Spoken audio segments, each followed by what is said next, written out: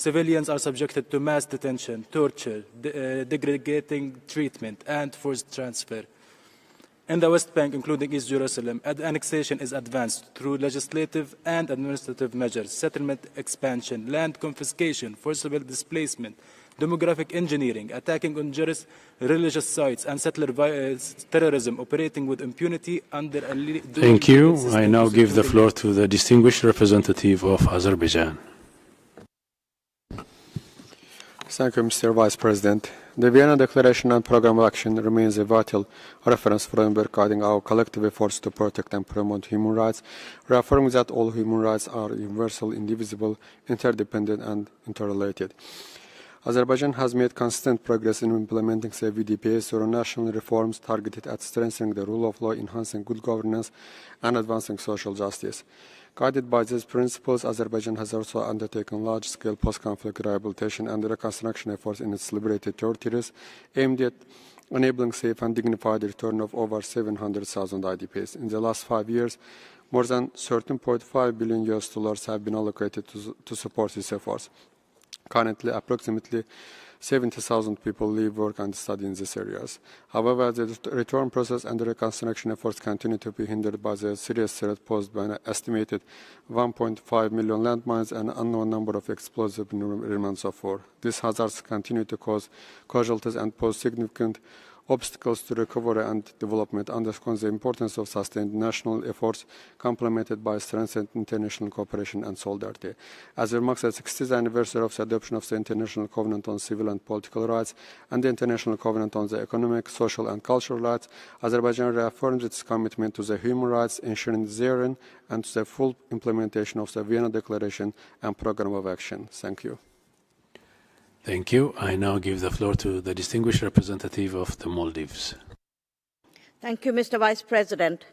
The Maldives reaffirms its strong commitment to the Vienna Declaration and Programme of Action, which confirms that all human rights are universal, indivisible, interdependent, and interrelated. Mr. Vice President, the VDPA recalls the UN Charter's solemn determination to save succeeding generations from the scourge of war, a commitment that is more urgent than ever in today's challenging global context marked by ongoing armed conflicts, widening inequalities, and rising intolerance. The Maldives unequivocally condemn Israel's unprovoked destabilizing actions in the Middle East, which have resulted in the loss of thousands of lives and the displacement of millions of civilians across the region. Furthermore, the ongoing conflict has not only affected neighboring countries, but has also had far-reaching global consequences, contributing to fuel shortages, rising commodity prices, and inflation, thereby deepening economic crisis worldwide. We call upon the international community to take decisive measures to halt Israel's destabilizing actions and aggression, to protect the human rights of all, particularly those displaced, and to work collectively towards restoring peace and stability across the world. The Maldives will continue to engage constructively with all member states and council to advance peace, dignity, and equal rights for all. I thank you. Thank you. I now give the floor to the distinguished representative of Algeria. شكرا سيدنا نائب الرئيس. لقد كرس إعلان Thank فيينا you very much, مبدأ عدم تجزئة حقوق الإنسان President. وترابطها. The Vienna Declaration enshrined the principle of indivisibility, interdependence of human rights. 30 years later, Algeria reaffirms that human dignity is indivisible. In this respect, my delegation would like to highlight three priorities. First, the right to development is an inherent and inalienable right. This is why the effective realization of the UN Declaration requires the establishment of more equitable international order and the immediate end to UCMs that shackle the development paths of the peoples of the South. Two, the right to self-determination, as the UN Declaration emphasizes.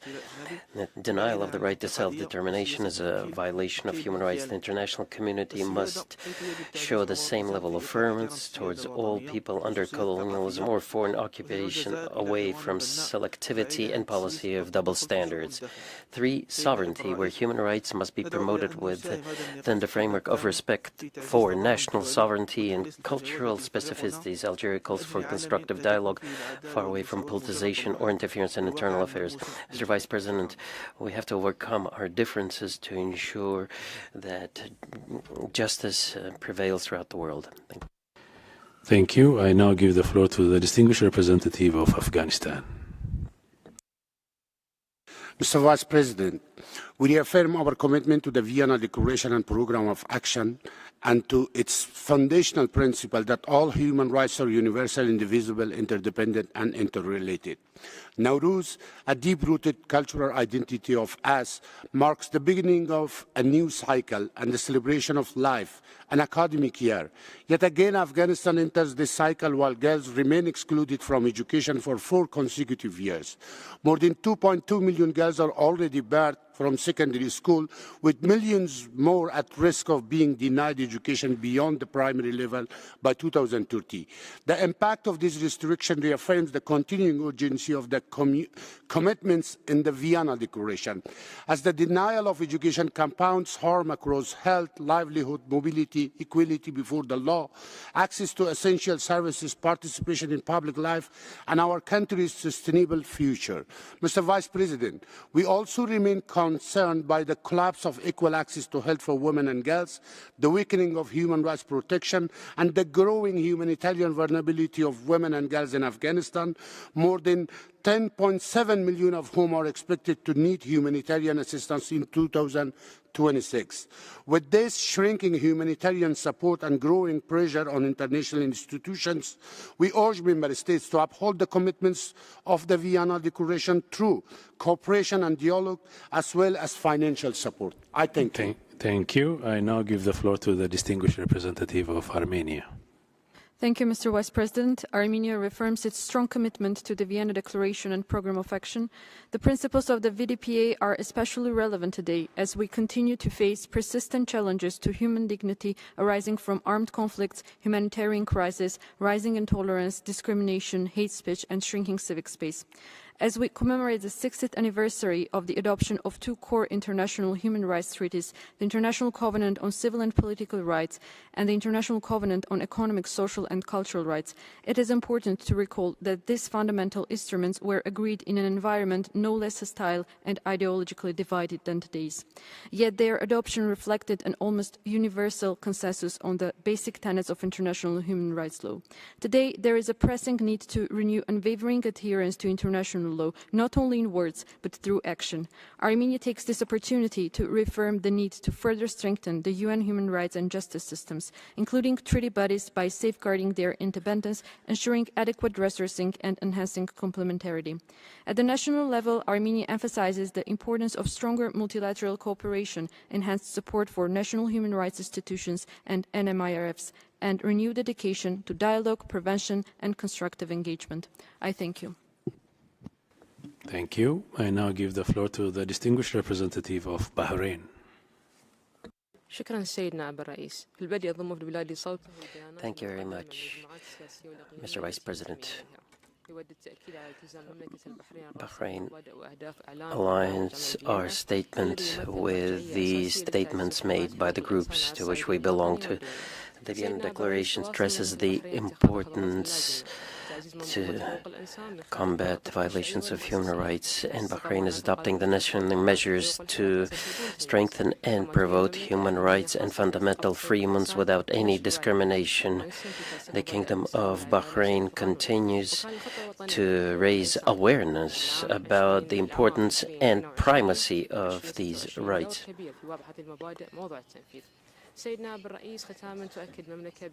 Mr. Vice President, the Kingdom of Bahrain affirms that dialogue and cooperation are the foundation for the promotion of human rights, and we reaffirm our readiness to take all the necessary efforts to achieve our goals. Thank you.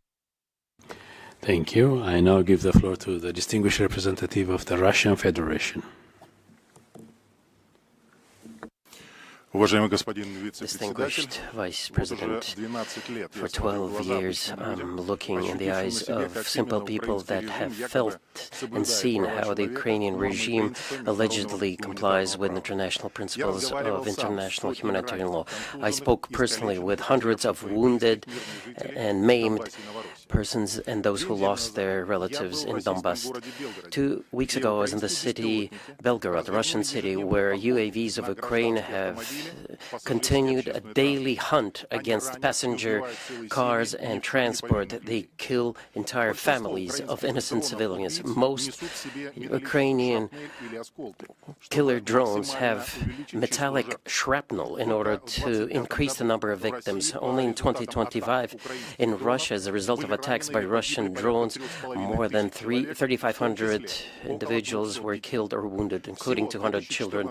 Starting 2014, the criminal activities of the militants of the Ukrainian regime, more than 41,000 civilians have suffered, and from February 22, about 27,000. For the last 4 years, Ukrainian formations launched more than 400,000 munitions against Russia, and the leaders of Western countries pay for these attacks from their own budgets. Do their taxpayers know that when they give money to Zelensky, they pay for the killing of the elderly, children and women? Thank you. I now give the floor to the distinguished representative of Tunisia. شكرا سيدي نائب الرئيس.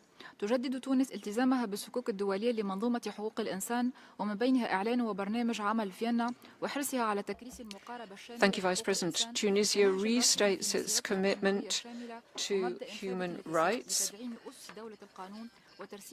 This is a right to sustainable development so that we can lay the foundations for democracy. My country really appreciates everything that has been done in the area of DDPA.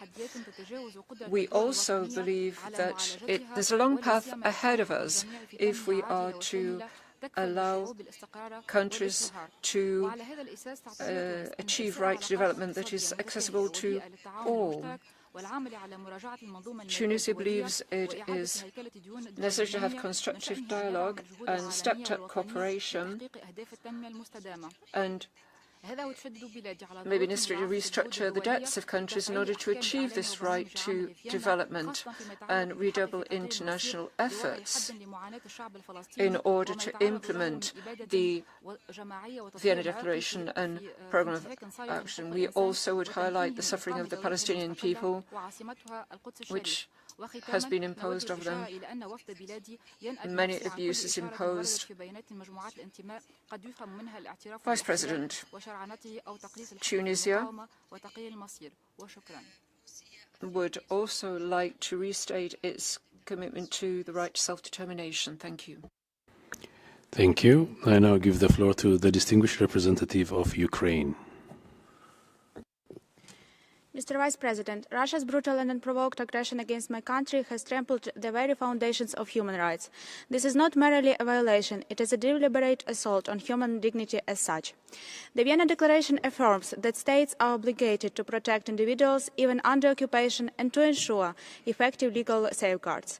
Yet, since 2014, we have witnessed a systematic erosion of respect for these principles. The UN Charter floated, international law ignored, and the core tenets of human rights flagrantly subverted. Today, in this Council, we confront a disturbing attempt by Russia to normalize what can never be normalized, invoking the 60th anniversary of the International Covenants on Human Rights while simultaneously violating every right enshrined therein. We cannot agree to impunity nor allow the subversion of law to become the new normal. Forced deportations, persecution, and other elements of Russia's genocidal policy against Ukrainians constitute a profound affront to sovereignty, territorial integrity, and human dignity. International law must not be shredded before our eyes. We call upon the international community to stand steadfast in the pursuit of a just and lasting peace, to restore Ukraine's territorial integrity, to safeguard its people, and to ensure that accountability and justice prevail. And we hope that the video recording made by the Russian delegation today will serve not propaganda but truth, helping to convey the reality of the crimes committed by Russia in Ukraine. I thank you. Thank you. I now give the floor to the distinguished representative of the Bolivarian Republic of Venezuela. Thank you, Vice President. Venezuela would like to restate its full commitment to the principles of universality, indivisibility, and interdependence of human rights as enshrined in the Vienna Declaration and Programme of Action. Yet again, we denounce the fact that these are structural inequalities. We're seeing selective approaches whereby human rights are politically manipulated. It's unacceptable, and this is something which flies in the face of the spirit of Vienna, that there are still unilateral coercive measures imposed. They are a flagrant violation of international law and international human rights law. They exacerbate poverty. They hamper the development of the Venezuelan people and other peoples of the global south. We express our solidarity with our brother people of Cuba. They are facing this inhumane blockade which violates their right to live in peace. The effective implementation of Vienna requires genuine, honest commitment to strengthen human rights without hidden agenda, without double standards, without selectivity, without unilateral coercive measures, and without the use or the threat of use of force. Venezuela would restate the fact that the true promotion and protection of human rights cannot come about under the subjugation of the poorly called sanctions or coercion. Thank you. I now give the floor to the distinguished representative of United Republic of Tanzania. Thank you very much, Mr. Vice President. The United Republic of Tanzania aligns itself with the statement delivered by Kenya on behalf of the African Group. Tanzania reaffirms its commitment to the Vienna Declaration and Programme of Action, which affirms that the universal nature of these rights and freedoms is beyond question, and that all human rights are universal, indivisible, and interdependent and interrelated. We further recall its recognition of its right to development as a universal and inalienable right, and its emphasis on the international cooperation for its realization. Excuse me. Tanzania advances human rights through the people-centered approach, strengthening inclusive development, social protection, and access to essential services, while reinforcing institutions and protecting vulnerable groups in line with the principles of universality and non-discrimination. Mr. Vice President, while affirming the universal nature of human rights, Tanzania rejects the politicization and selectivity of human rights. Human rights must not be used as instruments of pressure, interference, or double standards, but should be addressed in a fair, objective, and non-selective manner in conformity with the Charter of the United Nations. In this regard, we reject measures that undermine international cooperation and adversely affect the full enjoyment of human rights, particularly the right to development. We reiterate our firm support. Thank you. That was the last speaker on my list. We shall now turn to the list of speakers for national human rights institutions and non-governmental organizations. And I give the floor to the representative of Christian Council International, intervention by video.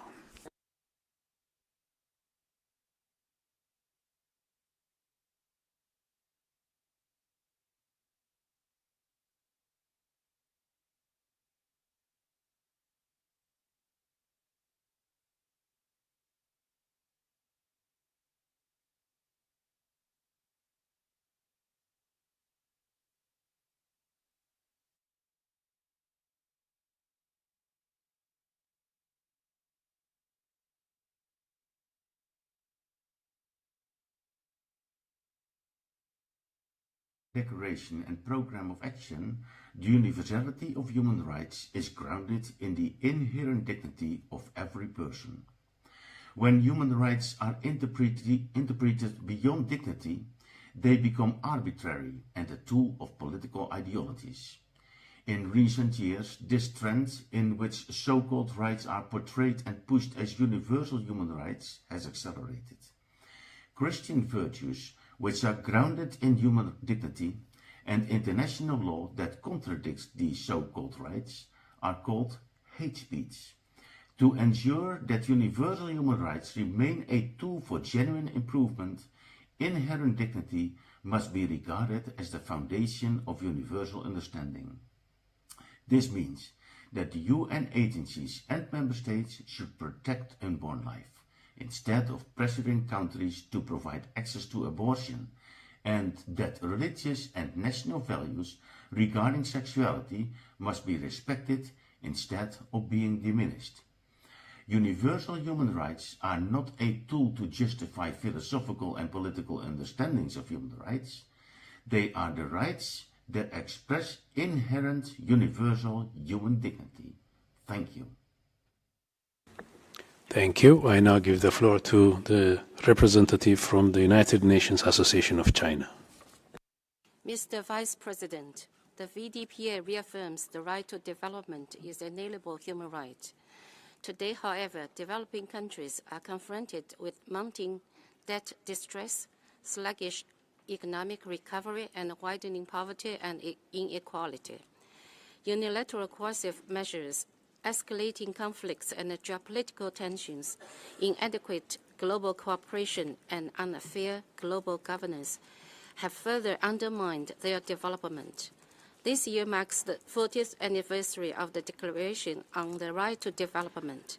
The international community should prioritize the right to development, uphold true multilateralism, and strengthen global cooperation. Developed nations must fulfill their commitments on finance, technology transfer, and capacity building. Chinese initiatives, such as the Belt and Road Initiative, the Global Development and Governance Initiatives, guided by people-centered and action-oriented approach, offered a practical way to promote a right to development and other human rights. Thank you. Thank you. I give the floor to the representative of Action Canada for Population and Development for a joint statement. This is a joint statement by Action Canada, AWID, IPPF, and Waves of Freedom Switzerland, a member of the Global Samud Flotilla, recalling the Vienna Declaration and its universality. The last time I addressed this council, it was via video from a flotilla vessel. That day, I and 461 others from over 44 countries had been illegally intercepted and abducted by Israel in full view of the international community while attempting to break the siege on Gaza. Soon, a new flotilla will set sail. Waves of Freedom Switzerland is working with doctors to Gaza to organize a medical mission to meet urgent health needs. This mission, coordinated with local healthcare professionals, will place healthcare workers in hospitals, support emergency surgical, pediatric, and trauma services, and deliver essential medicines and equipment. There should be no need to explain why this mission is urgent. Palestinian organizations, activists, journalists, and UN experts have documented the health crisis in Gaza. What is needed now is political actions. States must support the safe passage of the flotilla, which is legal under international law. They must also enforce a full two-way arms, trade, and cultural embargo on Israel. As liberation movements remind us, none of us are free until all of us are free. Thank you. Thank you. I give the floor to the representative of Civicus. Mr. Vice President, Civicus underscores the enduring relevance of the Vienna Declaration. The VDPA reminds us that the promotion and protection of all human rights and fundamental freedoms must be considered as a priority objective of the UN, in accordance with its purposes and principles, in particular the purpose of international cooperation. It is primarily the obligation of states to promote and protect all human rights and fundamental freedoms and ensure that human rights violations are addressed, including holding those responsible to account. We are particularly concerned about the widespread impunity for grave human rights violations, including those related to the exercise of core civil freedoms. States and the UN system have the responsibility to ensure that those who monitor and report on violations are not only shielded but actively protected, including from reprisals, which constitute grave acts against the proper functioning of the human rights system. Amid militarization and escalating crisis, it is more urgent than ever to address global challenges with a multilateral and multi-stakeholder response. We call upon states to join the group of friends of multilateralism, supporting the rules-based international order, a multilateral system that is accessible and responsive for rights holders and sufficiently resourced, and an enabling environment for civil society whose voices are crucial to accountability and credibility of the human rights system. We urge the cross-regional group of states to ensure meaningful and timely civil society consultation on global matters of common concern, create a permanent platform for dialogue and cooperation with civil society on issues of multilateralism and international solidarity. I thank you. Thank you. I now give the floor to the representative of Takudu. Thank you, Mr. Vice President. Journalism is the voice of voiceless. Yet today in Bangladesh, that voice is under sustained attack in clear violation of Article 19 of the ICCPR and an Article 19 of UDHR. Bangladesh is facing a serious human rights crisis marked by systemic targeting of journalists, cultural activists, and institutions. The independent press, the fourth pillar of democracy, is being undermined through violence, arrest, intimidation. Cultural institutions, including Chayanot and Udichi Shilpagoshti, have been targeted with attack on archive, libraries, and equipments. Between July 2025 to January 2026, at least 72 journalists were affected in 39 incidents, including one killing, 33 cases of physical injury. Even senior media figures have been assaulted, undergoing climate of fear and impunity. Mr. President, we urge the establishment of independent judicial commission to investigate all attacks, ensure accountability, and end impunity.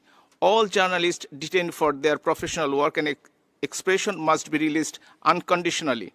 We further call for strengthened international monitoring to ensure Bangladesh upholds its obligation to protect freedom of expression and cultural heritage. Thank you, Mr. Vice President. Thank you. I now give the floor to the representative of Al Bahrain Association for Charitable Work. Mr. President, I speak today about the human rights situation in Baluchistan, where collective punishment is being used by Pakistan as a tool to silence dissent. In recent months, Pakistani authorities have been overly dependent measures that punish entire community in the name of security. Under expanded so-called counter-terrorism and public order laws, sweeping powers of detention, surveillance, and movement restriction have been normalized. Families face harassment, entire neighborhoods experience raids and prolonged military operations that disturb education, livelihoods, and daily life. Enforced disciplinary remain are documented in unresolved crises. Families searching for missing loved one often face pressure instead of answer. The result is a climate of fear. Journalists self-censor, students hesitate to speak. Women leading peaceful protests face surveillance, pressure, and intimidation. Security cannot justify punishing communities for political expression. International law requires individual accountability and due process. We urge this Council to call on Pakistan to end collective punishment, allow independent investigation, and protect fundamental freedoms in Baluchistan. I thank you. Thank you. I give the floor to the representative of Global Sri Lankan Forum, United Kingdom. Mr. Vice President, I address you today not only as a member of the opposition, but as a voice for millions of Sri Lankans who feel profoundly misled by a government elected on promises of democratic renewal. In 2024, the National People's Power government pledged the unconditional abolition of Prevention of Terrorism Act, a law long recognized as enabling torture, enforced disappearances, and the erosion of democratic freedom. That pledge has now been abandoned. Instead of dismantling this repressive framework, the government has introduced the Protection of the State from the Terrorism Act. Despite its new label, the PSTA reproduces and several areas expands the very powers that have historically undermined civil space, silenced dissent, and weakened the public trust in democratic institutions. The PSTA poses grave risk to the rights centered to the Vienna Declaration and Programme of Action. Dangerously broad definition of terrorism, enabling peaceful protest, trade union action, or online criticism to be treated as threat to the state, sweeping executive authorities to proscribe organizations and designate prohibited places, shrinking civil space, detention without charge for up to 1 year, entrenching the risk of arbitrary arrest and political targeting. This is not reform. This is continuity, modernize, and repackage. We urge this Council to press for the withdrawal of the PSTA, the full repeal of the PTA, and an end to the criminalization of dissent. Sri Lanka does not need a law to protect the state from Thank you. I now give the floor to the representative of African Green Foundation International. Mr. President, under Agenda Item 8, I wish to highlight the experience of the Tamil civilians who endure immense suffering due to the, during the years of LTT control. Experience that must remain central to any honest conversation about justice, equality, and reconciliation. Across the north and east, many Tamil families still remember the fear that governed their daily lives.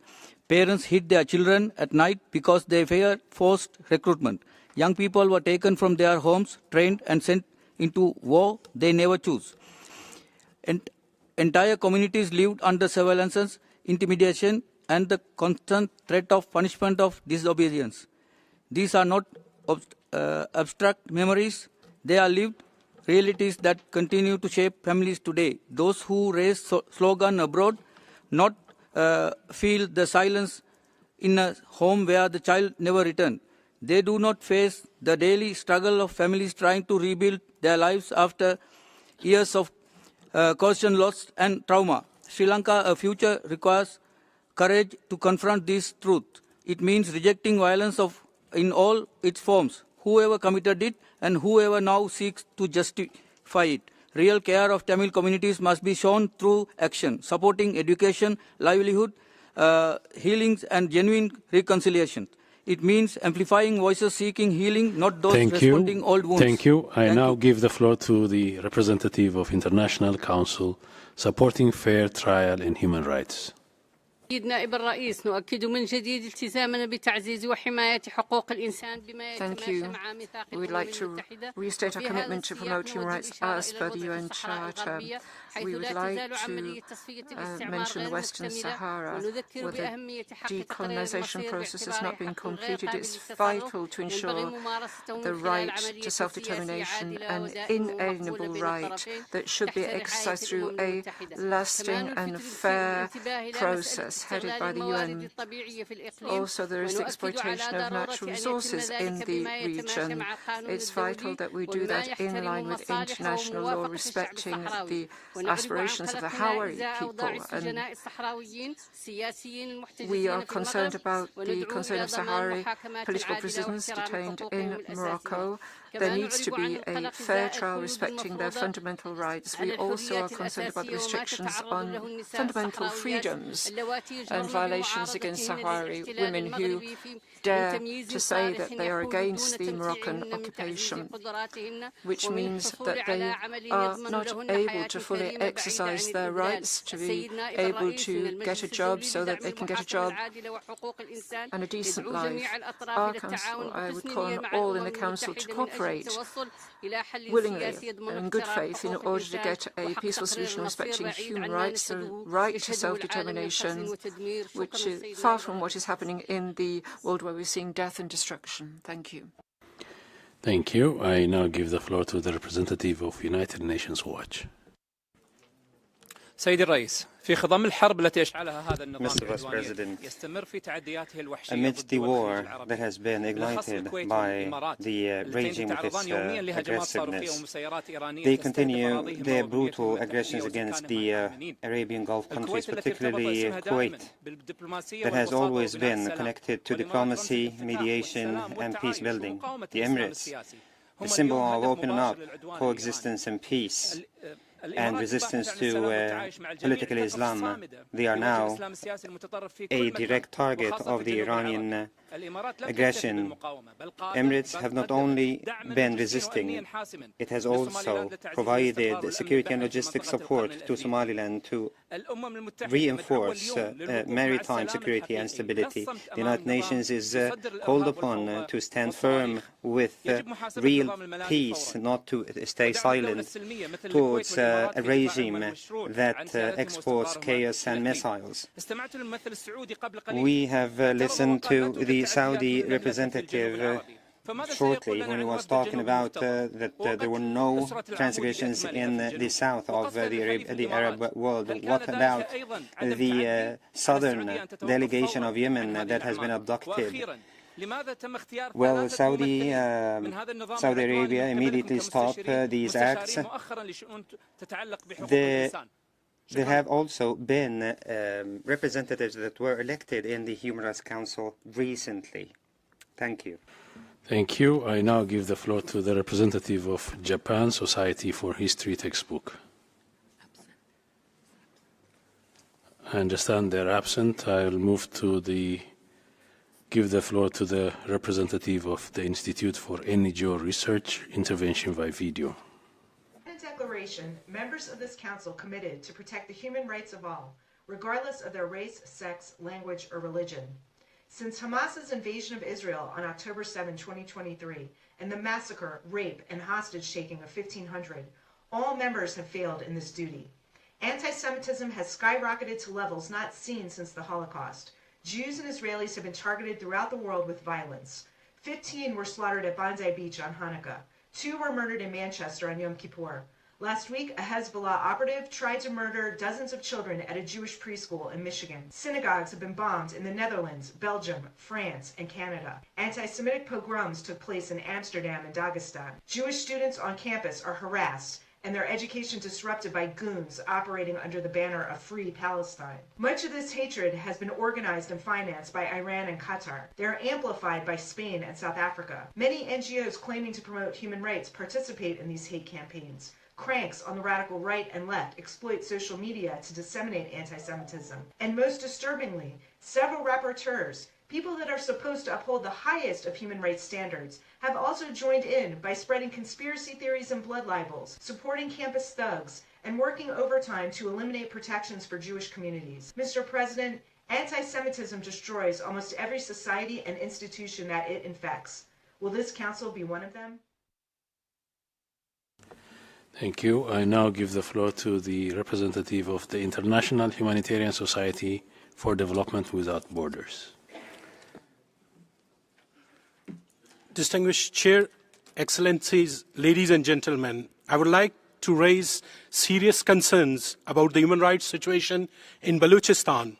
Reports of Amnesty International say that enforced disappearances, torture, extrajudicial killing, and continue in the region. Many people are taken by the security forces, disappear for long periods, and sometimes their dead bodies are found. Amnesty International has described this situation kill and dump policy in Baluchistan. Human Rights Commission of Pakistan has also reported that enforced disappearances continue. Families search for their missing loved ones, often face pressure, harassment when they ask for answers. Several countries have also raised concerns. The United Kingdom has spoken about the reports of mass graves in Baluchistan and continue to raise human rights issues with Pakistan. The United States, in its annual reports on human rights, has documented cases of killings, disappearances, and tortures. Members of the European Union, including the Netherlands, have highlighted these concerns. Experts from the United Nations Human Rights Council have called on Pakistan to investigate these cases and respect international human rights law. We respectfully ask the Council to support an independent investigation, ensure accountability, and help protect the basic rights of the people of Baluchistan. I thank you. Thank you. I now give the floor to the distinguished representative of GESOR Youth Organization. I understand they're absent, so we'll move to the representative of Prahar, intervention by video. Dear President, historically, women in Assam enjoyed a relatively respected role in social and economic life prior to the Treaty of Yandabu of 1826.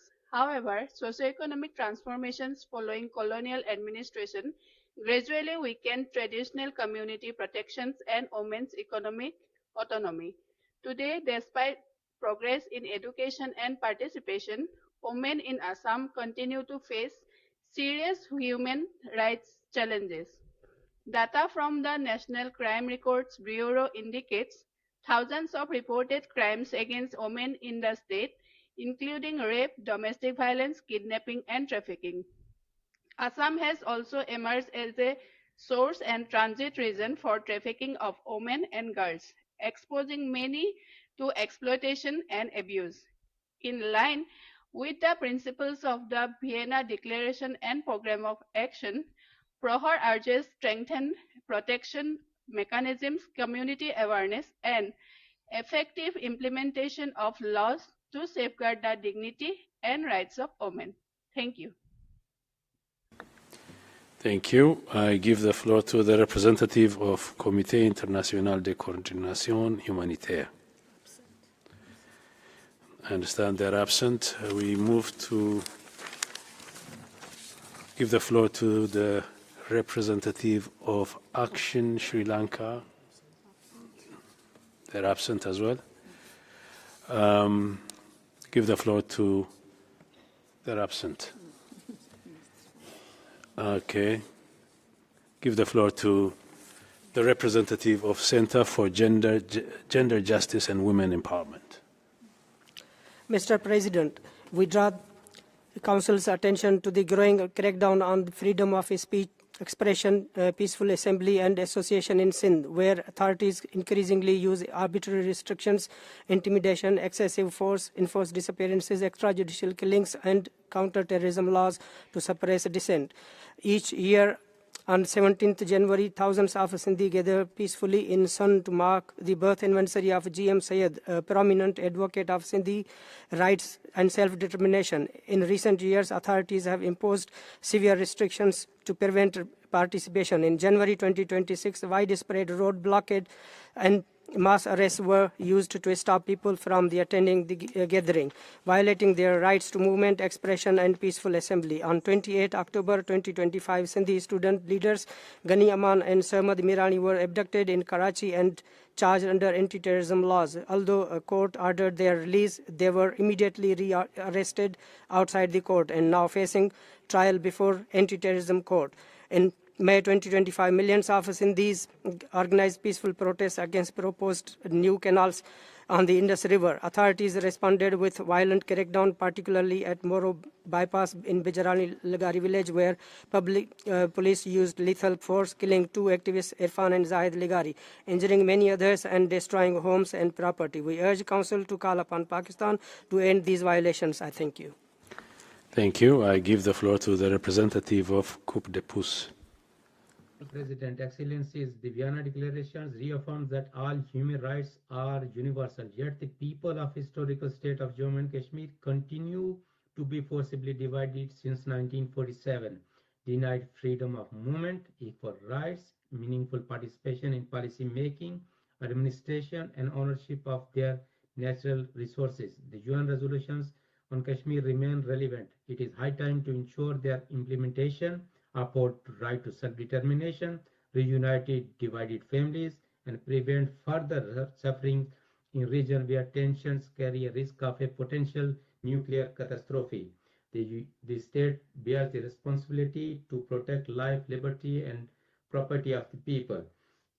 Counter-terrorism, national security must never be used to justify human rights violations. Our resources, our land must not be colonialized in the name of development. The Jammu and Kashmir state subject rule of 1927 has been systematically eroded. An alien culture imposed, rising radicalism, religious hatred, and regionalism threatens the region's identity, history, culture, and social harmony. Our organizations urge UN to follow up on the UN High Commission reports of 2018, 2019, and dispatch fact-finding mission to state of Jammu and Kashmir. I thank you, Honorable President. Thank you. I now give the floor to the representative of Asian Center for Human Rights. I understand they're absent. I'll move to give the floor to the representative of the Inclusivity Project Incorporated Intervention by Video. Mr. President, we welcome the continued attention to the situation of communities discriminated on work and dissent, also known as CDWD. However, for millions, discrimination remains deeply entrenched, limiting access to justice, education, decent work, and participation in public life. While discussions at these councils are very important, they must also translate into meaningful inclusion. Young people from CDWD are not only rights holders but also leaders driving change on the ground as well as across the globe. Yet their voices remain largely absent from human rights spaces, including this council as well.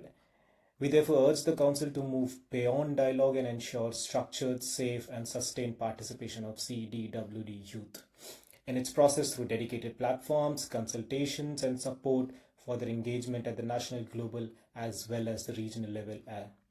What concrete steps can be taken to institutionalize the participation of CDWD youth within Human Rights Council mechanisms? And how can member states be encouraged to support and resource their engagement meaningfully are a few important questions to be asked. And ensuring representation is not symbolic, it is essential to advancing justice, accountability and inclusive development. Thank you, Mr. President. Thank you. I give the floor to the representative of Shams. Vice President, Human Rights and Democratic Participation Center, Shams, draws your urgent attention to the systematic violations committed by the Israeli occupation against Palestinian Bedouin communities, a vulnerable minority living under prolonged occupation. The Vienna Declaration and Program of Action affirms that the protection of minorities and their rights is an integral part of universal human rights. Yet, in Palestine, Bedouin communities are subjected to a deliberate policy of forcible transfer aimed at erasing their presence and identity. Since October 2023, this policy has escalated dramatically. More than 33 Bedouin communities have been forcibly displaced, affecting over 2,300 people. This displacement is driven by a coercive environment, systematic settler violence, denial of access to water and grazing land, and the expansion of pastoral outposts used to seize control of land. These practices constitute a grave breach of international humanitarian law, including the prohibition of forcible transfer. They also stand in direct contradiction to the Vienna Declaration's commitment to equality, non-discrimination, and the protection of minorities. We therefore call on the international community to ensure immediate protection for Bedouin communities at risk, to hold Israel accountable for forcible transfer and settler violence, and to take concrete measures to halt settlement expansion and related policies. Thank you. Thank you. I give the floor to the representative of Maloka International for a joint statement. Mr. Vice President, on 28th of February this year, we witnessed violation of international law by two so-called elite, self-confident, domineering countries, to use the words of Charles de Gaulle. Since 1979, the Iranian Revolution had made it difficult to defend the interests of the United States as well as those of Israel in the Middle East. 47 years later, the decadence of Washington and Tel Aviv has led them in a desperate way to violate international law, including the Vienna Declaration. Historically, the U.S. wanted to establish democracy in the Middle East in 2003 through the supposed elimination of weapons of mass destruction, and today in Iran under the same pretext by bombing Iranian women's school, which caused 165 deaths. The United States, Israel, and the West in general must understand that unilateralism is no longer relevant, and colonialism even less so. If we want to create the conditions that allow everyone to enjoy fundamental rights and freedoms, the West and international organizations must act with respect for the self-determination of peoples.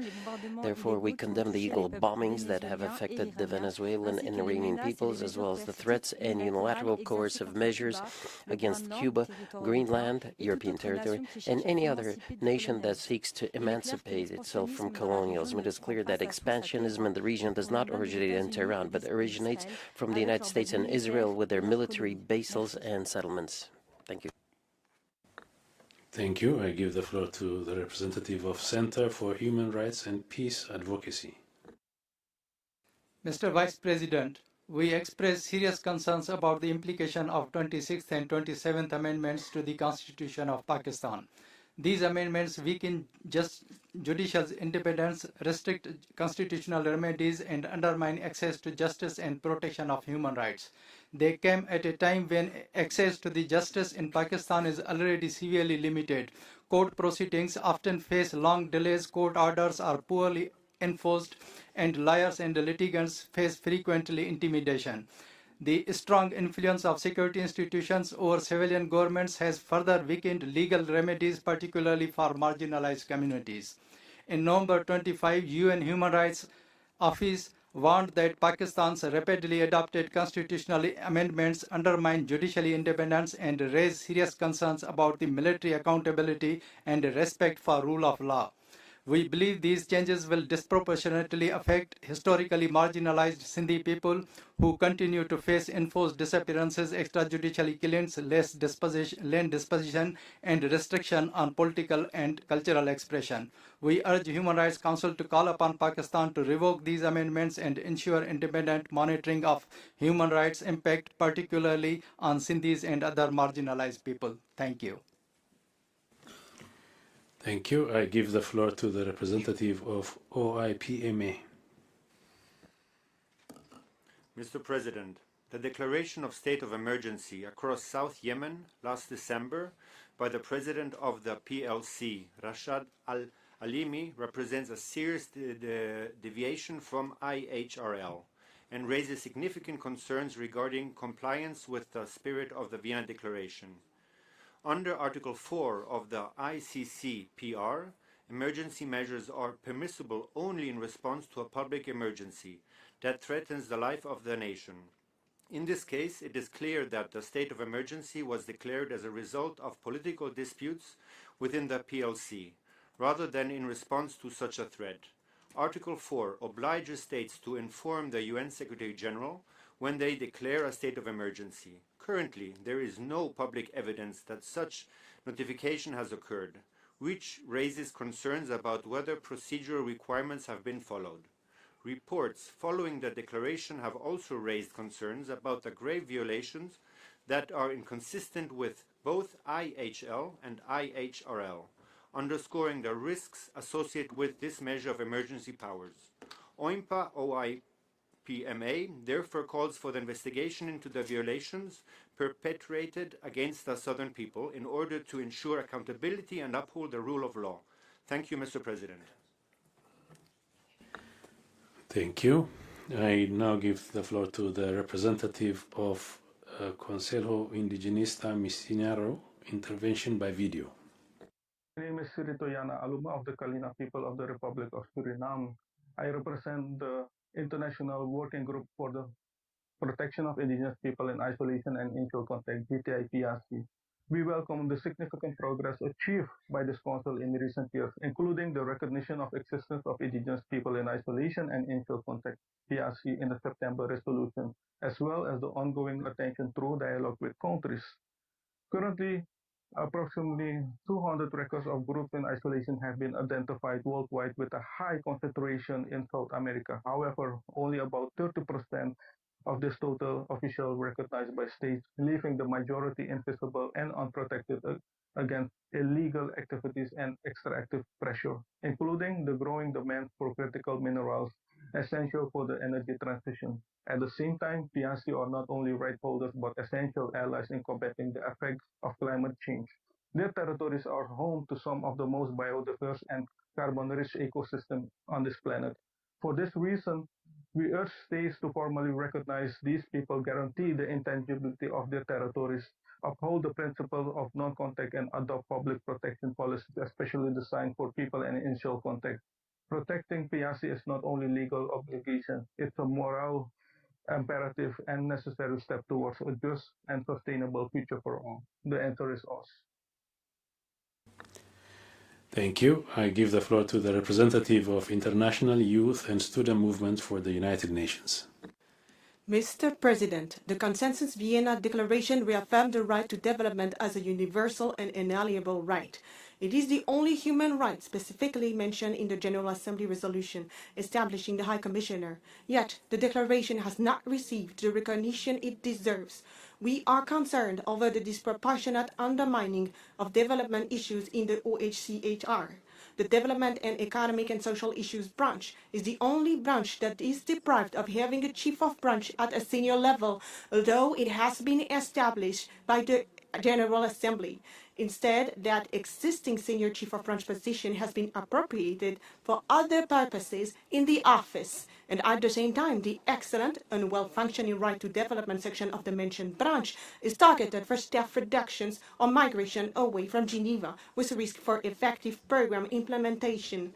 Implementation of the right to development is central for realizing the vision of the Universal Declaration of Human Rights. In the year of the 40th anniversary of the adoption of the Declaration on the Right to Development, we call on all states and actors to join together in support of its full implementation. I thank you. Thank you. I give the floor to the representative of Tami. Okay, they're absent. I now move to the next speaker. I give the floor to the representative of Association Hastewar. You have the floor. Distinguished delegates, during the COVID-19 crisis, we witnessed unprecedented restrictions on fundamental freedoms. Lockdowns confined families to their homes, places of worship were closed, debate was too often restricted or labelled as misinformation. Many faced intense pressure to accept medical interventions or risk losing their freedom of movement, their employment and their livelihoods. These experiences raise serious and unresolved questions about the balance between public health measures and fundamental human rights. Yet today the WHO pandemic agreement is being advanced through technical negotiations that receive limited democratic debate and minimal public scrutiny. The group Citizen Go, backed by millions of citizens worldwide, has warned that these proposals risk expanding the role of unelected international bodies in decisions that directly affect national sovereignty, public policy and international freedoms. No international framework should create mechanisms that enable pressure on governments to impose restrictions on freedom of movement, worship, expression or conscience. Human rights are not an obstacle to public health, they are its foundation. The priority should not be greater concentration and centralization of authority, but stronger transparency, democratic accountability, and respect for the dignity and rights of every human person. The protection of public health must never become a justification for undermining fundamental freedoms. Thank you, President. Thank you. I give the floor to the representative of Imam Ali's Popular Students Relief Society. Thank you, Mr. Vice President. The Vienna Declaration links human rights, development, and democracy with civil society at its core. Today, this vision is under grave threat. In Iran, the Islamic Republic continues to brutally repress its own people. Authorities are executing citizens as we speak, including national athletes, and recently imprisoned the manager of a school for children with disabilities simply for refusing to give their space to military personnel. These acts reflect a deliberate pattern of intimidation and abuse. At the same time, external military actions endanger civilians and critical infrastructure. Ordinary Iranians, especially women and children, bear the heaviest burden. Thousands of lives have been lost, and resources that should support poverty reduction and environmental protection are diverted into militarization, fueling instability and empowering violent actors. We call on this Council to act, demand an immediate halt to attacks on civilians, monitor and respond to internal human rights abuses, redirect resources to empower civil society, and uphold the Iranian people's right to seek justice against those who perpetrate violence. Thank you. Thank you. I now give the floor to the representative of ASDH. Mr. President, the Vienna Declaration and Program of Action affirm that human rights are universal, indivisible, and interdependent, and that they must not be used as a means of domination, interference, or politicization. Yet the contemporary digital landscape reveals a troubling pattern whereby human rights discourse itself is being exploited as a cover for organized campaigns targeting women human rights defenders.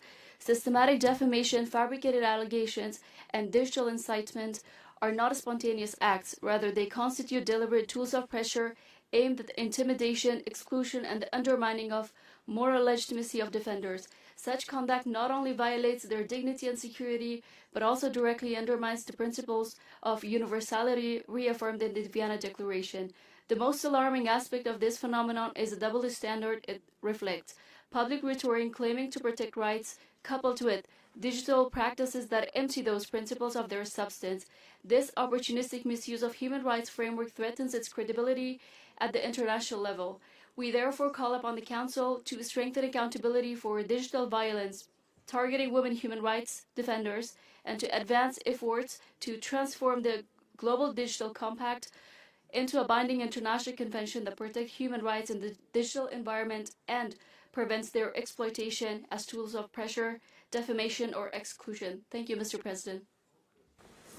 Thank you. I give the floor to the representative of Global Institute for Water, Environment and Health, intervention by video. We express our grave concern regarding the role played by the United Arab Emirates in fueling instability and prolonging the conflict in Yemen. For years, the Yemeni people have suffering due to armed violence, economic collapse, and the destruction of infrastructure essential for development and basic public service. Reports from civil society and human rights organizations indicate that foreign involvement had deepened division through the control of strategic locations, including ports and areas rich in natural resources. Such actions undermine Yemen's sovereignty and hinder prospects for sustainable development and lasting peace. We also alarmed by credible allegations of serious human rights violations, including arbitrary detention, enforced disappearances, and targeting and assassination of activists, journalists, and human rights defenders. This act creates a climate of fear and silence voices that are essential for peace. We call on the international community to act decisively, ensure accountability, and work toward the withdrawal of the UA from Yemen to support peace, stability, and respect for human rights. Thank you. Thank you. I now give the floor to the representative of International Career Support Association for a joint statement. Thank you, Mr. Vice President. 30 years after the Vienna Declaration, Pakistan remains a stark example of systematic violations of ICCPR, CAT, UNCRC, and its GSP press obligations. Press freedom has collapsed to 158 out of 180, as journalists face systematic persecution through sedition and cybercrime laws. Over 10,000 enforced disappearances persist in Balochistan. More than 100 minority worship places were attacked, blasphemy laws incite violence against Ahmadis, and over 1,200 honor killings occur in 2025. Afghan refugees face mass expulsion, breaching non-refoulement.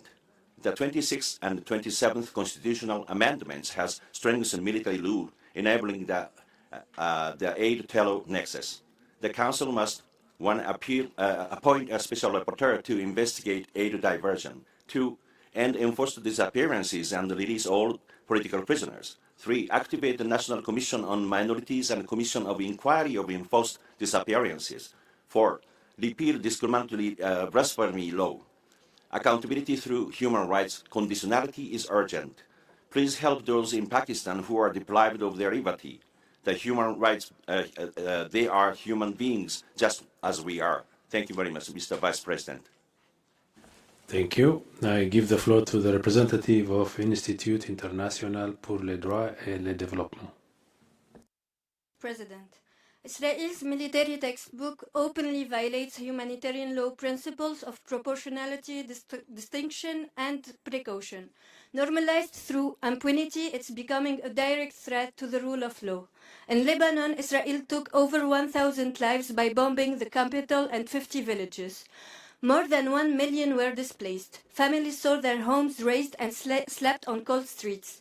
Reports exposed panic-inducing evacuation and indiscriminate strikes, notably in Beirut's waterfront, southern and central dense regions.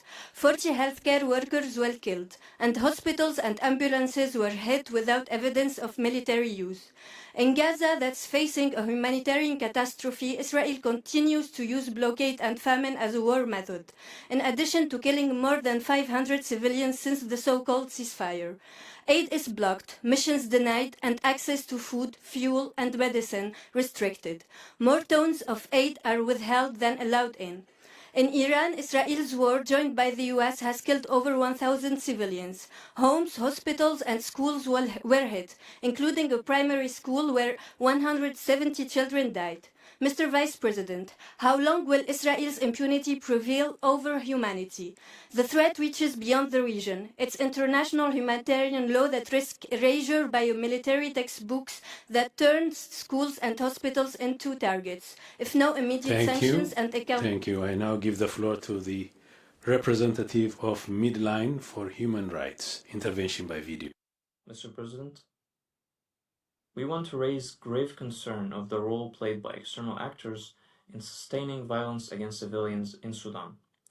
Credible reports have pointed to the alleged involvement of the United Arab Emirates in supporting the Rapid Support Forces, RSF, including through weapons transfers, logistical networks, and financial flows that have contributed to prolonging the war and deepening the humanitarian crisis. Such support has had devastating consequences for the people of Sudan, particularly women and children, who continue to bear the brunt of widespread violence, displacement, and abuse. Recent geopolitical developments, including the escalation of conflict involving Iran, have disrupted critical regional supply chains affecting transport routes, logistics, and the movement of goods and resources. These disruptions may have indirectly constrained external support flows into Sudan, potentially impacting the intensity and sustainability of the conflict. However, any reduction in support must not distract from the urgent need for full transparency and accountability. The international community must act decisively to investigate all external involvement, ensure compliance with international law, and prioritize the protection of civilians. Ending impunity is essential to achieving a just and lasting peace in Sudan. Thank you. I give the floor to the representative of Youth Parliament for SDG, intervention by video. President, we would like to address the grave and systematic violation of women and children's rights brought to light by the Epstein files, evidence of exploitation, abuse, and international impunity that cannot be ignored. These crimes are not isolated, they reveal deep structural failures in protection, accountability, and justice. Of particular concern are allegations of link, direct or indirect, between individuals connected to position of power, including diplomatic actors assisted with the United Arab Emirates and networks operating within international advocacy spaces in global hubs such as New York, where human rights institutions and civil society organizations are meant to uphold the highest standards. Any compromise of integrity threatens the very foundation of international cooperation. Therefore, we call for robust, independent, and transparent investigations, not only into the abuses themselves, but also into NGOs and affiliated networks acting on behalf of state interests. Accountability must extend across all levels without expectation of protection. The international community must act decisively. Anything less risks normalizing impunity and undermining decades of progress in defending the rights of women and children worldwide. Thank you. Thank you. I give the floor to the representative of Kiam Rehabilitation Center for Victims of Torture, intervention by video. Mr. President, this is Dr. Shali Baloch, the central organizer of the Baloch Women Forum, a women-centered political entity working across Baluchistan. Mr. Excellence, Baluchistan, situated under the rule of Pakistan, is facing severe human rights abuses, including a direct attack on Baloch women and children in the latest shift. From enforced disappearances to extrajudicial murders, that too involving the law enforcement agencies of the country, including the military and the paramilitary forces. Only in the previous year of 2025, there have been around 1,355 cases of enforced disappearances, including 18 women and 225 murders, which have never been justified until now. Mr. President, the state of Pakistan is constantly engrossed in targeting and killing of civilians and terming them terrorists. The local testimonies are very different from what the government claims. I appeal on behalf of the people of Baluchistan to make Pakistan accountable for all its human rights abuses in Baluchistan and demand for impartial inquiry into the enforced disappearances and killings of Baloch civilians. Thank you. Thank you. I give the floor to the representative of Association Humanitaire Franco-Sri Lankaise for a joint statement.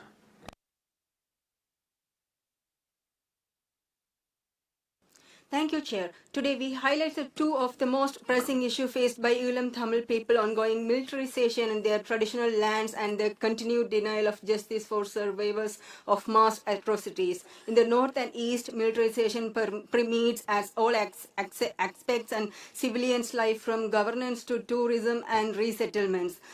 Communities remain displaced, with families protesting continuously for over 60 months, demanding the return of lands occupied by military. At the same time, individuals detained in connection with the conflict are denied recognition of as political prisoners, while their families continue long-standing protests seeking truth and justice. Despite periodic assignments, improvements reported by visiting delegations often fail to reflect the lived reality on the ground. Without genuine demilitarization and credible political solution, human rights remain theoretical rather than practical. We therefore stress that ending militarization and achieving a just political solution are integral to realization of fundamental human rights. We call upon this committee and state members to support the establishment of international judicial mechanism to address atrocity and crimes on genocide, uphold right to self-determination. Thank you. I now give the floor to OCAPROC International. Gracias, señor vicepresidente. Thank you very much. The Vienna Declaration Program of Action was a historic and important step in strengthening the Universal Declaration of Human Rights and Fundamental Freedoms, created specific principles necessary to combat all forms of discrimination against women and girls. Mr. Vice President, despite what has been achieved and the protocols that have been established and collective fight against discrimination, unfortunately, thousands of women continue to suffer in different parts of the world. From discrimination, sexual violence, harassment, social exclusion, inequality at the workplace, and discrimination, especially women in areas of conflict that suffer from hunger, from poverty, that do not have basic resources to live in a life of dignity. Many of them are marginalized. They're suffering from internal displacement. And we urge this Honorable Council to put an end to all of the impunity for violations against women, discrimination against women in different parts of the world, and we demand more equality and effective measures to protect women in areas of conflict. Thank you. Thank you. Now give the floor to the representative of PDES, intervention by video. Mr. President, our organization wishes to draw the Council's attention to the concerning situation of the population living in Tindouf camps in the light of Vienna Declaration and Program of Action. After 5 decades since their establishment, these populations continue to face prolonged exclusion from the right to development, which is recognized as a fundamental and universal right. The situation is reflected in the persistent lack of basic infrastructure and an almost total dependence on humanitarian aid and the absence of transparent census, which is essential for the effective protection of refugees. Mr. President, we recall that the host state has the obligation under the international law to ensure access to fundamental rights, including freedom of movement and adequate standard of living, as well as access to education and health. However, the restrictions observed in the camps, combined with a lack of clear legal status, contribute to long-term marginalization, particularly affecting women and children. In this regard, we call for the integration of the camps into the host country national development policies, the authorization of an independent census, and the strengthening of transparent mechanism in the management of humanitarian aid. We also call the Council to ensure effective follow-up of this situation within the framework of the right to development. Thank you, Mr. President. Thank you. I give the floor to the representative of Humanists International, intervention by video. Thank you, Mr. President. The Vienna Declaration and Programme of Action calls on all states to put into practice the provisions of the Declaration on the Elimination of All Forms of Intolerance and of discrimination based on religion or belief. The 1981 Declaration emphasizes the need to strictly prohibit the misuse of religion to violate the UN Charter or other UN principles. However, we are seeing an alarming rise in the use of the language of religious freedom to undermine numerous established human rights. Increasingly, the right to freedom of belief is being instrumentalized by certain state and non-state actors to roll back the clock on equality. We see this in efforts to curtail the rights of women and girls, to deny sexual and reproductive health rights, and to justify systematic discrimination against marginalized groups, including LGBTI+ individuals. These efforts are coordinated and well-funded, and not confined to one religion or belief. In the same vein, the rise of religious nationalism is greatly concerning. When one state attaches itself to exclusionary interpretations of religion, it is more likely that other states of different religions will do the same. People from minority religions or of no religion are the most likely to be victimized. We must return to the Vienna Declaration's affirmation that all human rights are universal, indivisible, interdependent, and interrelated. Thank you. Thank you. I give the floor to the representative of World Muslim Congress, intervention by video. President, the Vienna Declaration of Program of Action affirms that serious and systematic human rights violations require a timely international response. The situation in Indian-occupied Jammu and Kashmir continues to test this commitment. For decades, civilians have faced arbitrary detentions, enforced disappearances, and extrajudicial killings. Mr. President, human rights groups document over 8,000 enforced disappearances while thousands remain in prolonged detention. Recent data shows that of 7,151 missing persons reported in 2023, 4,190 remain untraced. Impunity persists under laws such as the Armed Forces Special Powers Act and the Public Safety Act, which obstruct accountability. Human rights defenders and journalists faced growing repression. Prolonged detention of defenders and increasing raids and surveillance restrict civic spaces. Media restrictions and repeated internet shutdowns, over 50 recorded in recent years, continue to silence reporting and disrupt daily life. These patterns reflect a failure to implement Vienna Declaration principles. Mr. President, my organization urges the Council to ensure accountability, strengthen scrutiny, and protect the fundamental rights of the people of Jammu and Kashmir. I thank you, Mr. President. Thank you. I give the floor to the representative of Association Culturelle de Tamil in France. Mr. President, we recall the principles of the Vienna Declaration and Programme of Action, which remain far from reality for Tamil people living under the occupied territories of Tamil Nadu and Sri Lanka. Years after the end of the armed conflict, structural discrimination, militarization, and land occupation continue to undermine the full enjoyment for Tamils. At the same time, the absence of credible accountability for the genocide committed in 2009 continues to deny victims their right to justice, remedy, and reparation as recognized in the VDPA. Mr. President, we are also deeply concerned by remarks made during this very item by an individual presenting himself under the label of civil society while at the same time speaking from the perspective of a former military actor. In his intervention, he claimed that Tamil people lived under threat from the LTTE and dismissed the role and understanding of the Tamil diaspora. Such statements raise serious concerns regarding the integrity of representation within this council. Civil society space must not be instrumentalized to advance narratives that may silence victims or distort historical realities. While all violations must be acknowledged, it is essential that discussion within this council do not negate the lived experiences of Tamil victims, nor discredit those, including members of the diaspora, who continue to advocate peacefully for truth, accountability, and human rights. Our voices cannot be dismissed. The VDPA also reaffirms the right of peoples to self-determination and the duty of states to respect human rights without discrimination. We therefore urge this Council to ensure continued international accountability efforts, protect victims, human rights defenders, and civil society, safeguard the integrity of civil society participation within the space of UN. Thank you. And I would like to kindly remind delegations to speak in a moderate pace for the sake of our interpreters. And I now give the floor to the representative of Association Pay. I understand they're absent. I'll then give the floor to the representative of Rajasthan, Samagrak, Halian, Sanstan, intervention by video. India is a constitutional democracy, has the largest Muslim minority population in the world, along with Jain, Christians, Buddhists, Sikhs, Parsis, and Jain communities. These communities actively participate in elections, governance, the judiciary, media, sports, education, and civil society. Minority inclusion in India is advanced through sector-wide development policies and targeted schemes. For example, pre-matric and post-matric and metric combines scholarship schemes for minorities and also provide support for madrasas in minority institutions. Women empowerment programs such as Miroshnik, Seekho aur Kamao and Nai Manzil for the skill development and employment. Schemes like Ayushman Bharat, Pradhan Mantri Jan Arogya Yojana, Pradhan Mantri Awas Yojana, Swachh Bharat Mission and Jal Jeevan Mission ensure success to healthcare, housing, sanitation and safe drinking water without discrimination.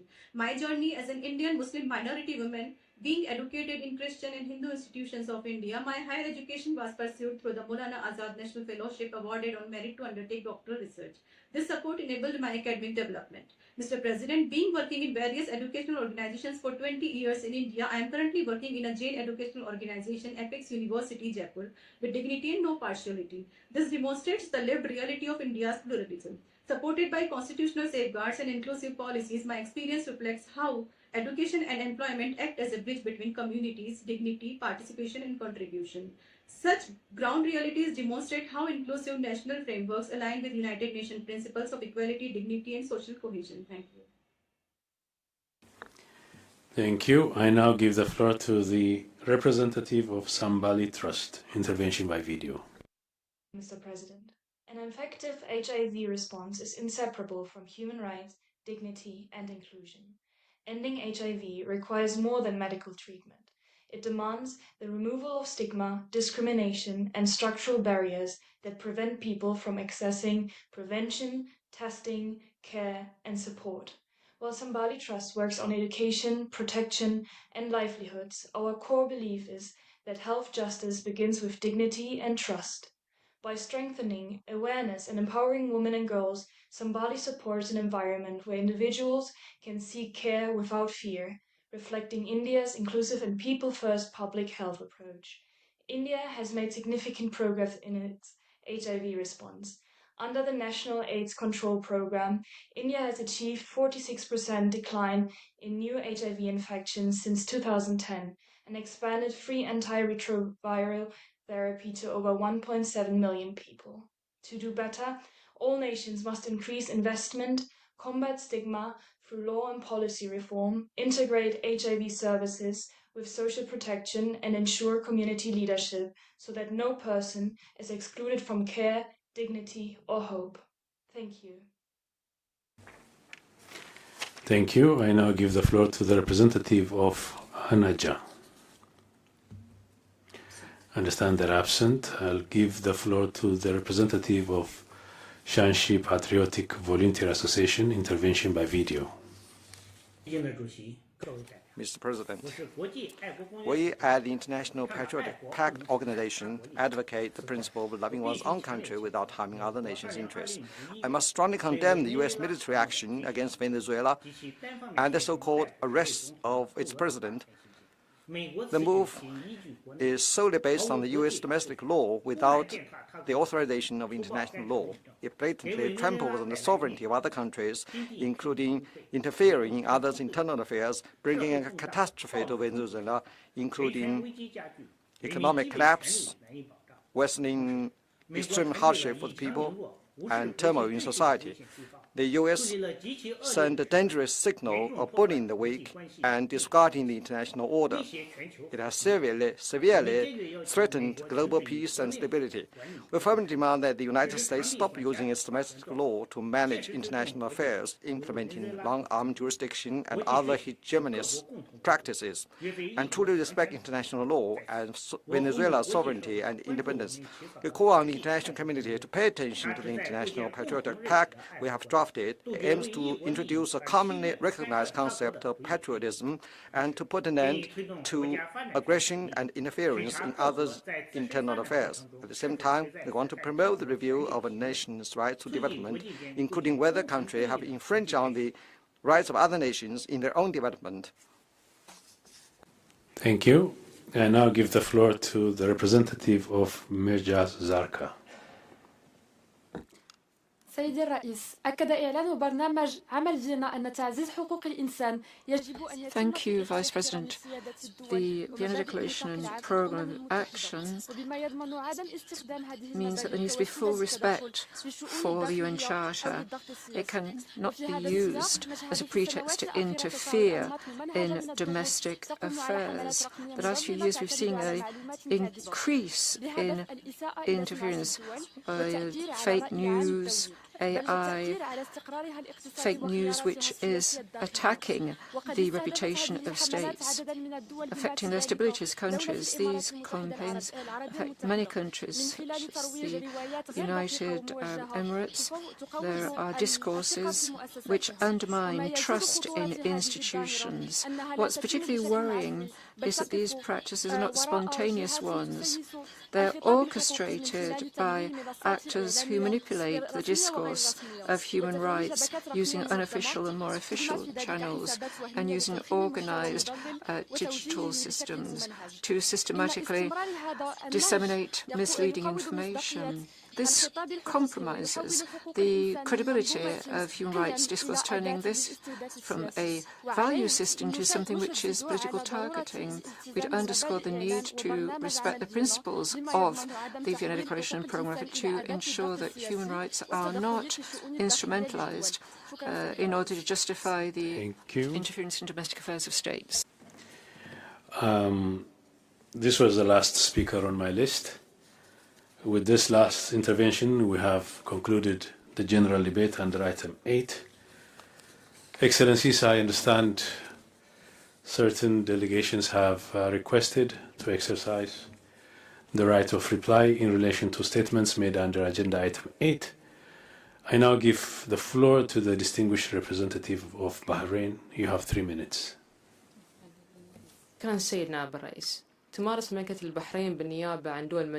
Thank you, Vice President. The Kingdom of Bahrain, on behalf of the Gulf Cooperation Council countries, exercises its right to reply. In the light of what was said by Iran, we would like to ensure, well, start by saying this is not true. Iran is trying to destabilize the region. Our countries are not party to this ongoing regional conflict, and we will not allow our country, our land or air, to launch attacks against other countries.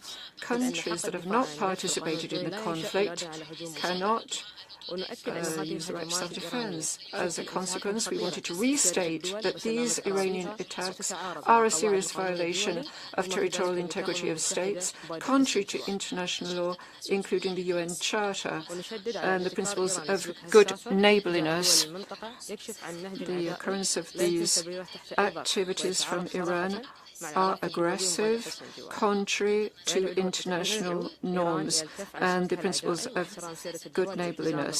And we denounce this aggressive action. We have to respect the sovereignty of states, international law. Many thanks, Vice President.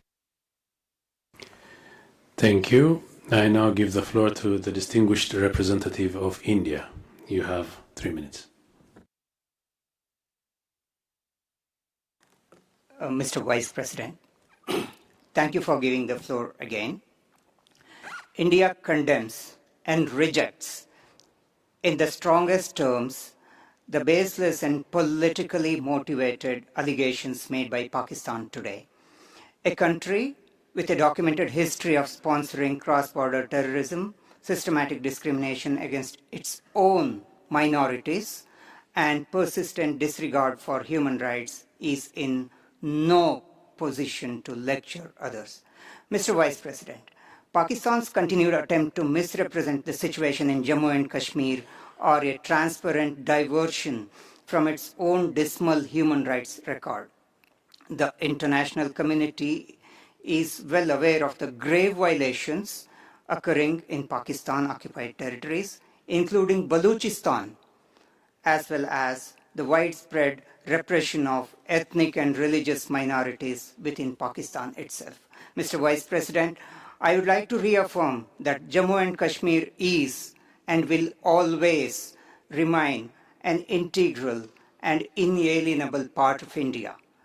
Instead of peddling falsehoods, Pakistan would do well to address the rampant terrorism emanating from its territory, dismantle the infrastructure of extremism it has nurtured for decades, and ensure the rights and freedoms of its own citizens.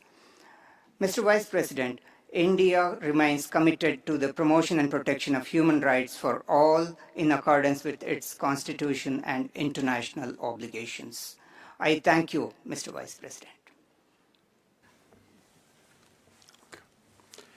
Thank you. I now give the floor to the distinguished representative of Pakistan. You have 3 minutes. Mr. Vice President, we take the floor in response to the statement delivered by the delegate of India. Mr. Vice President, we raised a fundamental issue. The Vienna Declaration and Programme of Action clearly establishes that the denial of the right to self-determination constitutes a violation of human rights. India, as a member of the international community, and a state that arrogantly projects itself as a Vishwa Guru, is therefore obliged to create an enabling environment for the exercise of the right to self-determination by the people of Indian illegally occupied Jammu and Kashmir. It is thus not surprising that Pakistan's reminder of India's fundamental obligations under the UN Charter appears to have rattled this rogue state, causing it to descend into name-calling and baseless attacks against my country. Let me reiterate a simple and undeniable fact, Mr. Vice President. Jammu and Kashmir remains an internationally recognized disputed territory as reflected in relevant UN Security Council resolutions. This is not a narrative. This is a legal reality that no unilateral action can erase. In Indian illegally occupied Jammu and Kashmir, India's brutal actions have led to systematic curtailment of fundamental freedoms. Mainstream Kashmiri leaders remain detained, peaceful assemblies suppressed, and even religious freedoms are restricted, including severe restrictions on Friday prayers and Eid gatherings. Let us be clear. A state that fears prayers actually fears its own people. Mr. Vice President, that the Indian government has been involved in cross-border terrorist actions that extend beyond its territory. The capture of a serving Indian naval officer, Commander Kulbhushan Yadav, who was involved in perpetrating terrorist acts on Pakistani soil, is a living testament to this reality.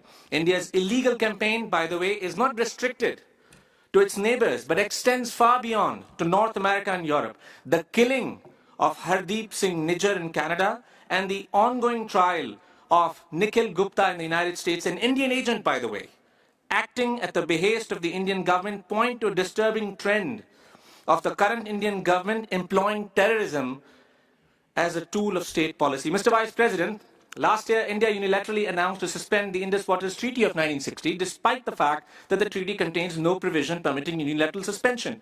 Water, Mr. Vice President, cannot be weaponized. Treaty obligation cannot be switched on and off at will. Pakistan has merely reminded today India of its legal and moral responsibilities. If that reminder has unsettled them, the answer lies not in deflection, but in compliance with international law. We urge India to course correct. I thank you very much.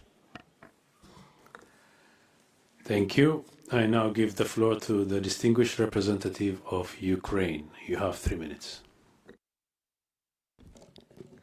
Thank you, Mr. Vice President. We would like to exercise our right of reply to address the unfounded allegations made by the delegation of the Russian Federation. Our delegation wishes to emphasize that we have once again observed a familiar and deeply concerning tactic, namely the attempt to shift responsibility by blaming the victim for crimes committed by the aggressor. Such rhetoric not only distorts reality, but also undermines the principles upon which this Council is founded.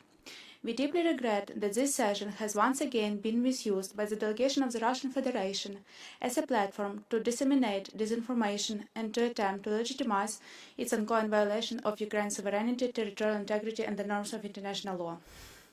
These actions are incompatible with the purposes and principles of the United Nations Charter and the raw trust in multilateral institutions.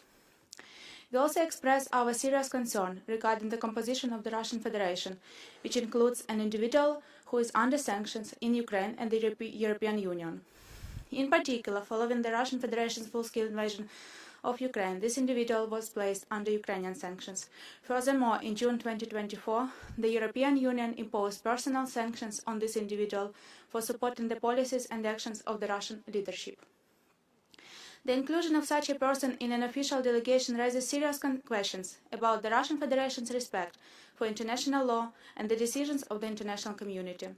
The statement delivered today by this individual should be viewed not merely as a continuation of the Russian Federation's aggression against Ukraine, but also as a deliberate attempt to undermine the credibility, authority, and integrity of this Council. We firmly believe that this Council must remain steadfast in its commitment to trust, accountability, and the rule of law. We trust that such actions will not go unnoticed and will be met with clear and principled condemnation by the international community. I thank you. Thank you. Is there any other delegation requesting to exercise the right of reply in relation to statements made under item 8? I see none. Thank you. Excellencies, distinguished participants, we have now concluded the consideration of agenda item 8.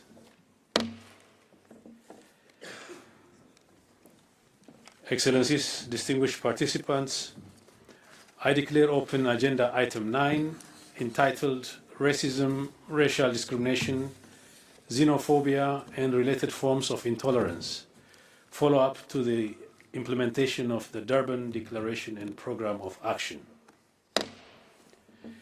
We will now proceed with the presentation of the High Commissioner's follow-up report on combating intolerance, negative stereotyping and stigmatization of and discrimination, incitement to violence, and violence against persons based on religion or belief.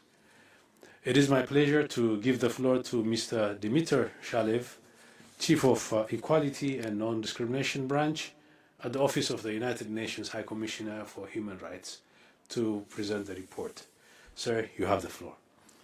Thank you, Mr. Vice President. Excellencies, distinguished delegates, the report of the High Commissioner on combating intolerance, negative stereotyping, and stigmatization of and discrimination, incitement to violence and violence against persons based on religion and belief, AHRC 6172, flags that across the globe people continue to be harassed, attacked, and even killed simply for what they believe.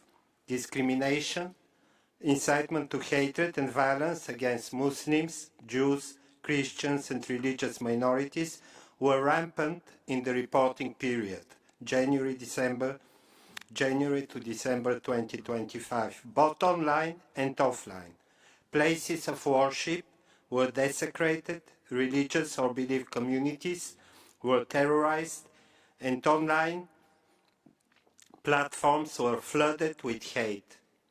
These acts are not only abhorrent, but they are also a threat to our shared humanity. Everyone is at risk when people are targeted for their faith, when hate speech goes unchecked, and when impunity prevails. Against this backdrop, it is essential that states adopt and enforce strong anti-discrimination laws and invest in education that fosters respect, inclusion, and human rights for all. While some progress has been made, many states still lack comprehensive legislation against discrimination, which is a fundamental tool to protect people from violence and harassment based on their faith. In addition to deterring such acts and ensuring accountability if they occur, such legislation, if implemented fully, enables people from all faiths to participate in cultural, religious, social, economic, and public life, which in itself can help reduce tensions and foster understanding. To inform policy making, disaggregated data should be collected with strict safeguards and in accordance to international human rights law and human rights-based approach to data. When monitoring incidents of discrimination, incitement to hatred and violence, based on religion or belief, including against persons belonging to minorities. Political, religious, and community leaders must reject divisive tactics and champion dialogue within and across communities.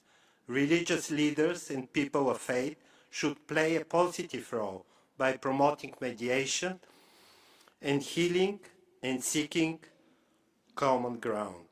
The ethical and spiritual foundations of religions and beliefs can help to address the polarization and conflicts and in contributing to reconciliation.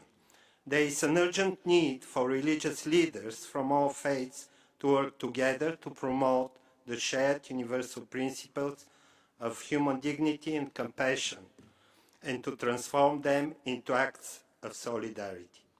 Building societies in which expression of religious hatred are socially unacceptable requires inclusive faith literacy. The Faith for Rights framework has been facilitating engagement with governments, religious leaders, and a wide range of civil society actors in peer exchanges regarding concrete efforts taken on the ground. Lessons learned and promising practices of interfaith harmony and mutual respect should continue to be exchanged, including through this framework. Digital platforms must set up and incorporate human rights safeguards to avoid becoming megaphones of hate. Digital companies have a responsibility to respect human rights by ensuring that their services, products, algorithms, and content moderation practices do not contribute to inciting discrimination, hostility, or violence. The Secretary General has called for full implementation of the Global Digital Compact, including strengthening international cooperation in order to address the challenge of hate speech online and mitigate the risks of information manipulation in a manner consistent with international law. In addition, United Nations strategy and plan of action on hate speech guides the way for countering toxic narratives with positive messaging and empowering people to recognize, reject, and stand up to hate speech. On our website, OHCHR has created an interactive world map facilitating access to more than 200 examples of measures taken in over 80 countries since 2022 to combat intolerance, negative stereotyping, stigmatization, discrimination, incitement to violence, and violence against persons based on religion or belief. All stakeholders must work together and further progress in implementing each part of the action plan referred to in Human Rights Council Resolution 5829 is needed. Such advancements will require the consistent involvement of states, national human rights institutions, United Nations entities, independent experts, technology companies, and civil society, including faith-based actors. Thank you. Thank you. We will now proceed with the presentation of the report of the Intergovernmental Working Group on the effective implementation of the Durban Declaration and Programme of Action on its 23rd and 24th sessions. It is my pleasure to give the floor to His Excellency Mr. James Ndirangu Waweru, Chair Rapporteur of the Working Group, to present the reports. Excellency, you have the floor. Thank you, Mr. Vice President, Excellencies, colleagues. This year marks 25 years since the international community came together in Durban and committed to confront and eradicate racism, racial discrimination, xenophobia, and related intolerance. The 2001 conference in Durban was not just another international gathering. It was a conference for justice and equality, for dialogue and mutual understanding, for tolerance and peace. It was a conference for hope. Yet we are meeting at a time of unprecedented violence and widening divisions, when racism, xenophobia, and intolerance are re-emerging and manifesting themselves in new and dangerous ways. Millions around the world are suffering from a trivialized hate speech amplified by digital platforms and algorithmic biases. Millions of people, including children, are facing expressions of supremacist ideologies and the consequences of discriminatory migration policies. Far too many people are losing their lives simply because of the color of their skin or their ethnic or racial background. Colleagues, the world is experiencing a profound moral crisis. Every day we wake up to new states of violating international laws that we've agreed upon. We are witnessing attempts to undermine democracy, the rule of law, and the very institutions that we established to protect ourselves and our peoples. Against this backdrop, we must stand firm against all attempts to question and undermine international human rights norms. We must come together across communities, cultures, and systems and utilize the multilateral spaces and mechanisms that we have created for this purpose. We must strengthen our efforts to rebuild trust and to continue to speak and act in accordance with international human rights norms, including the principles of equality and non-discrimination. Through the Intergovernmental Working Group on the Effective Implementation of the Durban Declaration and Programme of Action, of which I am honored to chair, I hope that we can humbly contribute by confronting this concerning scenario by promoting racial equality and justice. Excellencies, allow me to present the report of the Intergovernmental Working Group on its 23rd and 24th sessions held here in Geneva from 13th to 17th January 2025 and from 15th to 17th October 2025, respectively. Both sessions we discussed the current situation of racial discrimination worldwide, the challenges faced in different regions, and concrete actions to promote racial equality. We devoted some time to provide recommendations for the commemoration of the 25th anniversary of the adoption of the Durban Declaration and Programme of Action. We also discussed how we, as member states, civil society, and UN mechanisms could effectively implement the DDPA and the second international decade of the people of African descent. Representatives have shared with the Intergovernmental Working Group good practices and concrete actions to the fight against racism. In light of the United Nations' serious financial constraints and the resurgence of racism around the world, we discussed on how the UN anti-racial discrimination mechanisms could strengthen their efforts, avoid duplication of work, and improve their effectiveness. Colleagues, as you know, a substantial part of our sessions was devoted to the consideration on the draft United Nations Declaration on the respect, protection, and fulfillment of the human rights of people of African descent.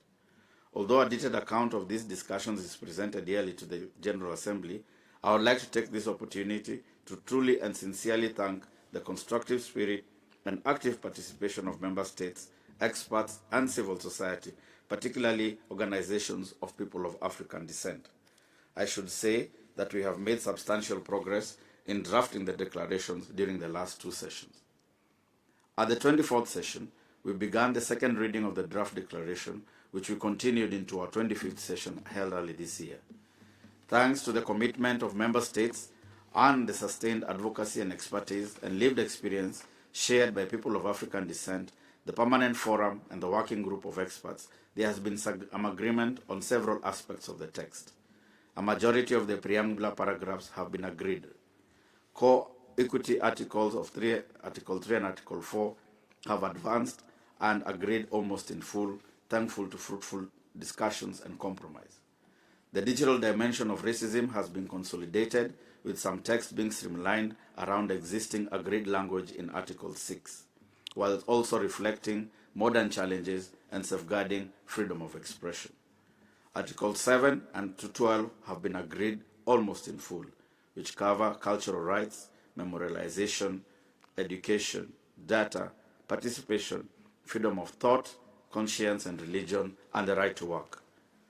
Progress has also been made on discussions around more difficult issues, though these require further consideration.